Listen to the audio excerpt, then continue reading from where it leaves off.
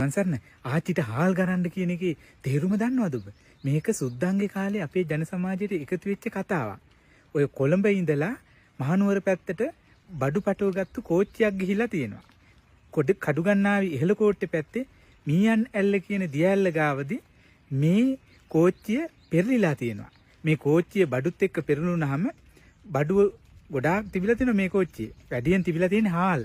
මේ හාල් උර පිටින් පල්ලෙහාට පෙරලිලා තියෙනවා. ඉතින් මේ හාල් මලු අරගෙන ගිහිල්ලා පිරිසිදු කරන්න ආච්චිලාට ගෙවල් වල දුන්නා.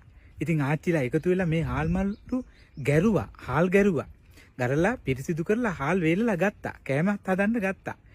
සමහර වෙලාවට වැඩිහිටියෝ කොල්ලෝ එහාට මෙහාට රස්තියාදු ගහනවා දැකලා ඒ කොල්ලන්ට කියනවා මේ උඹලා ඇවිද ඇවිද ඉන්නේ රස්තියාදු ගහන්නේ ගිහිල්ලා ආච්චිට හාල් කරපන්කෝ කියලා. ඔන්න ඔය කතාව තමයි ඔය ජන සමාජයේ පුරුදු පුහුණු වෙලා කියන්න පටන් අරන් තියෙන්නේ.